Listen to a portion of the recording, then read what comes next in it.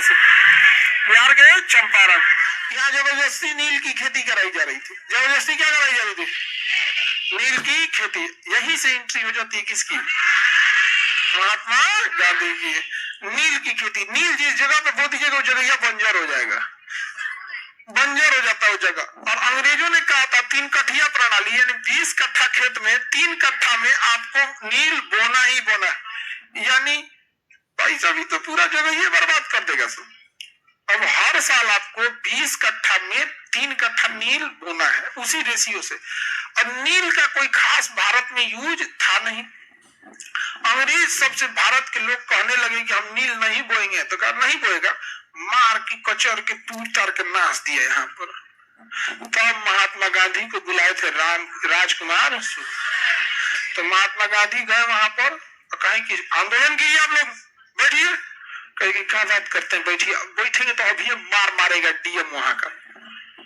तो कहे डीएम कौन है यहाँ पे, जाइए चलिए। तो डीएम से गए तो परमिशन ले लिए, तो डीएम परमिशन नहीं दिया। क्या कोई बात नहीं, हम अहिंसात्मक रूप से तो कर ही सकते हैं।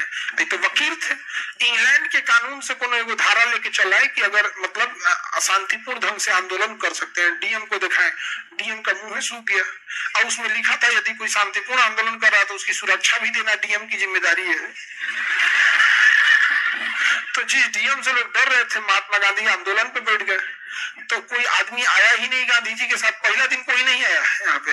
धीरे धीरे बाहर के लोग तन तन देखे, बैठल तो बारन कुछ ना हो रहा है यहाँ पे। तो 2-4 आदमी और आया, धीरे धीरे पूरा भीड़ लग गई, आदमी बैठने लगा। इतना डराइल था आदमी ने कि हाथ में चप्पल लेके बैठा था, तो कुछ हो तो भाग जो नहीं समझा, हाथों में चप्पल पकड़ के बैठा था। गांधी जी बोल रहे ऊपर कौन ध्यान है, कोनो नहीं ना रहे, देखिए जलिए वाला बाग मत बना दे। लेकिन अंग्रेज कानून के तहत महात्मा गांधी बैरिस्टर थे। अब क्या कर सकते हैं, यहाँ पे बैठ गए महात्मा गांधी।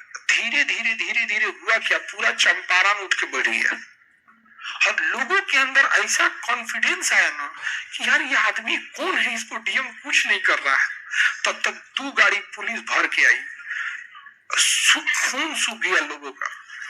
और गांधी जी का मेडिकल चेकअप कर रही थी कि गांधी जी ठीक है कि नहीं है। फिर चल गए सब।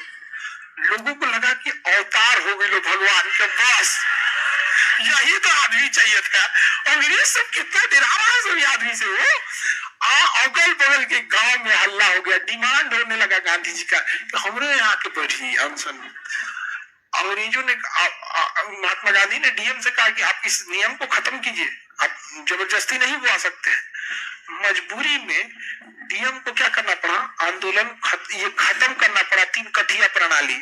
और जिस आंदोलन के लिए लोग दशकों से यहाँ प्रेरित कर रहे थे, 1 हफ्ता में गांधी जी ने खत्म कर दिया।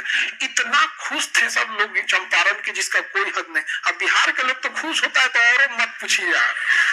तब डीएम जो था ना, डीएम इतना खचरा था कि जो इनके खाना बनाने वाले थे बतख मियाँ, जो उनको खाना बना के देते थे, उनसे कहा कि कितना पैसा लेगा, जहर मिला के दे दे।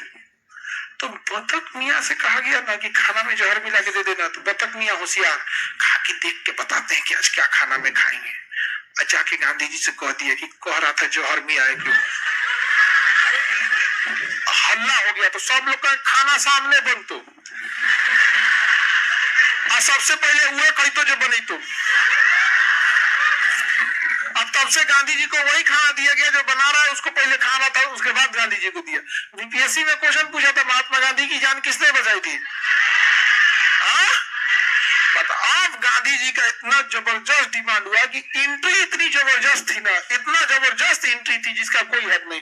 अब महात्मा गांधी ने जब एकदम पूरा आंदोलन कर दिया तो बंगाल से रविन्द्रनाथ टैगोर ने देखे तो उन्होंने कहा कि आप गांधी नहीं आप महात्मा है।